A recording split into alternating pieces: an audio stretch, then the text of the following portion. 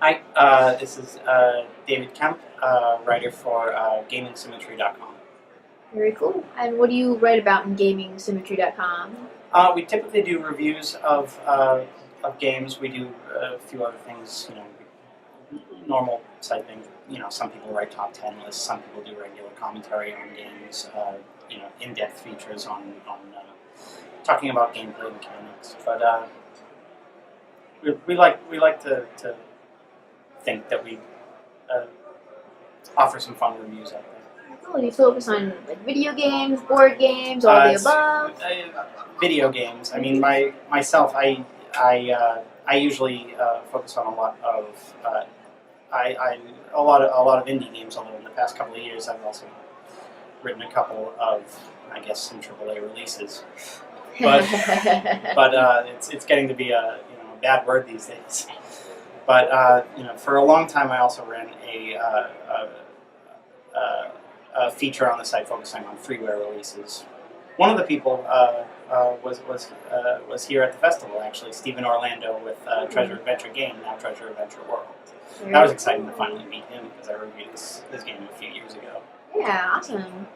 So was there anything here today at the festival that really caught your eye, got you really interested? Oh, sure. I mean, I spent a lot of time at the digital showcase, just seeing a few of the projects, and some of them were really great, and a lot of them were actually. I was surprised at how many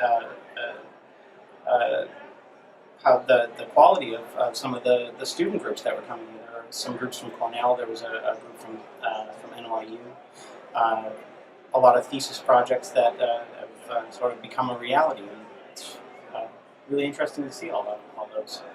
Do you have kind of a favorite that you saw today, or is that too much of a question? Oh, that's a dangerous question. It's a little bit of a dangerous question.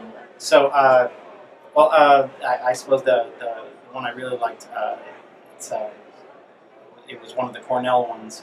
It was a bird flight game called Dash. I thought it had a very simple and understandable mechanic, but it was implemented in a way that was really professionally done. It was great. Very cool. Have you been to the festival before? Is this your first year here at Boston FIG? This is my second year.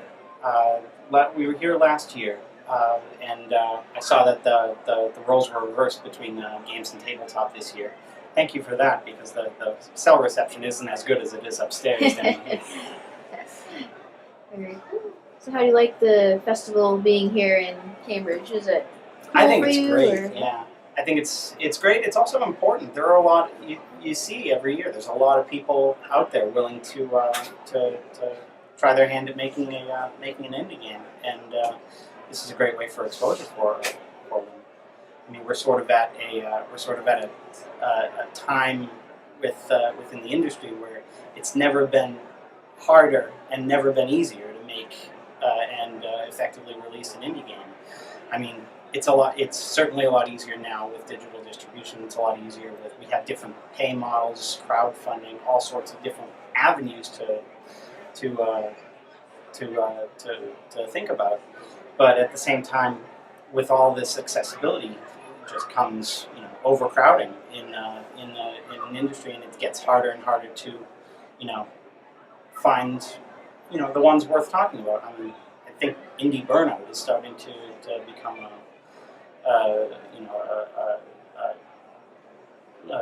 pretty large drawback. But with festivals like these, you see the developers that are taking taking that extra step, trying ways to get out there to show off what they can offer, and this is a great way to do it. I know there's a few indie places around the country. There's also those indie mega booths at the larger things, but this is a great example of a really accessible way for people to come into contact with what could be really great games. And what are really great games? I should say could be. They are great. So you have a personal website, or Twitter, or Facebook, ways people can follow you? I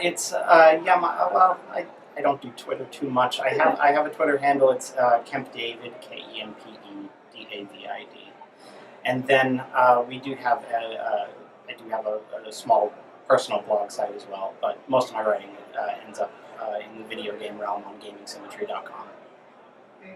Is there anything else you'd like to add? Anything else you saw that you want to give a shout out to today, or? Well, I have to say it was the final surprise the night of the night. Just I noticed down by the children's section in the tabletop area here the adorable indie games coloring book. Yeah. This is so cute, and it also speaks to and in case this is the first video to mention it.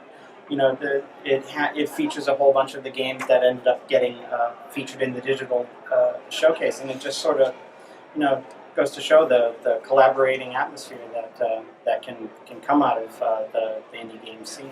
Yeah, and make sure the kids are included too. So. Oh, no one's coloring in this book. This is excellent. Well, I thank you very much, and you enjoy the rest of the festival. Thank you. You too. Thank you. Have a great night. You too.